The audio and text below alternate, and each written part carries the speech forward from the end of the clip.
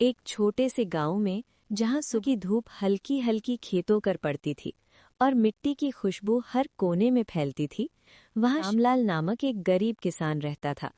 उसका घर बेहद साधारण था। घास की छत और कच्ची मिट्टी की दीवारें। बारिश के मौसम में ये घर उसके लिए डर और चिंता का कारण बन जाता।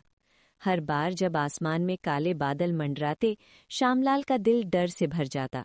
आज भी आसमान में काले घने बादल थे, हवा में ठंडी नमी थी और खेतों में हल्की हल्की धूप भी बारिश की बूंदों की तैयारी में घुली लग रही थी।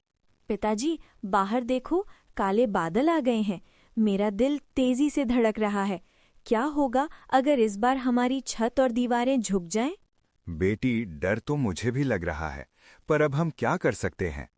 हम हमेशा यही चाहते हैं कि भगवान हमारी मदद करें। पिताजी, याद कीजिए, मैंने सरपंच जी से बात की थी। उन्होंने वादा किया था कि हमारे घर की छत पक्की करवा देंगे, लोहे की चादर डाल देंगे। पूरा 1 साल बीत गया और अभी तक कुछ नहीं हुआ। सरपंच जी बस राजनीति करते हैं। गरीबों की मदद करना उनकी प्राथमिकता में नहीं है। लगता है हमारी मदद भगवान भी नहीं कर रहे। जैसे ही बरसात का मौसम आता, श्यामलाल का डर और बढ़ जाता। हर बारिश में उनकी छत टपकती, आधा पानी घर में घुसता और मिट्टी की दीवारें गिरने लगती थीं। छोटे छोटे जानवर डर के मारे शोर मचाते।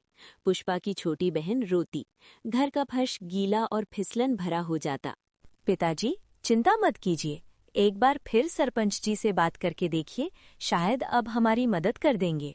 हाँ बेटी, यही सोच रहा था मैं भी। ठीक है, आज ही जाकर उनसे बात करता हूँ।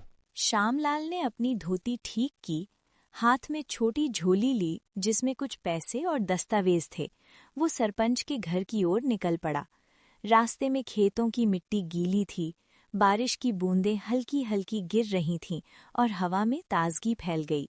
अब देखना सरपंच जी मेरी बात सुनेंगे या फिर सिर्फ बहाने बनाकर चले जाएंगे।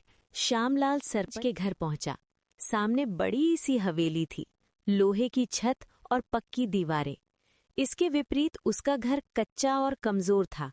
सरपंच जी, 1 साल पहले आपने वादा किया था कि मेरे घर की छत लोहे की चादर से पक्की कर देंगे। बारिश शुरू होने वाली है और अभी तक मेरी छत कच्ची है। मेरा घर गिर जाएगा, मैं कहाँ रहूंगा? अरे हाँ श्यामलाल, मुझे याद आया, लेकिन देख गलती तेरी है। मैं किस किस की समस्या याद रखूं? सरपंच जी, समस्या का समाधान करना तो आपका काम है। मैं बार बार कह भी कैसे सकता था। लेकिन याद दिलाना जरूरी था। अगर तू मुझे याद दिलाता तो अब तक तेरी छत बन चुकी होती। मैं अब निर्णय करके बता दूंगा। ठीक है सरपंच जी, अब जितनी जल्दी काम हो जाए उतना ही अच्छा। चिंता मत करो श्यामलाल, गांव वालों की भलाई करना मेरा कर्तव्य है। देखो तो सरपंच कितना झूठ बोलता है। मैंने इसे कभी किसी का भला करते नहीं देखा, उल्टा हमेशा गांव वालों को परेशान करता है। अरे जमींदार जी, बस समस्या ही समस्या है। मेरी घास फूस वाली छत मुझे परेशान कर रही है, गिरने का डर है। तूने सरपंच जी को नहीं बताया? बताया तो है, उन्होंने कहा कि निर्णय करके बताएंगे। हाँ, सरपंच जी बहुत भले आदमी हैं, वो तेरा काम जरूर करेंगे। उम्मीद तो मुझे भी यही है। अगर सिर्फ एक छत मिल जाए, मुझे और कुछ नहीं चाहिए। फिक्र मत कर, तेरी छत बन जाएगी। रास्ते में श्यामलाल ने देखा कि गांव के कई लोग भी बारिश की तैयारी में थे। महिलाएं अपने बर्तन ढक रही थीं, बच्चे खेतों में कूदते हुए घर की ओर भाग रहे थे। हर किसी के चेहरे पर चिंता थी, लेकिन उम्मीद भी थी कि समस्या का समाधान मिलेगा। श्यामलाल घर लौट रहा था, लेकिन हर कदम पर उसके मन में डर बढ़ रहा था। खेतों की मिट्टी अभी भी गीली थी और हल्की हवा में बारिश की नमी घुल रही थी। घर की ओर बढ़ते हुए उसने देखा कि आकाश में काले बादल और घने होते जा रहे हैं। खेतों की फसल भी भारी पानी की तैयारी में झुक रही थी। घर पहुंचते ही श्यामलाल ने देखा कि घास की छत पर पानी की बूंदें टपक रही थीं।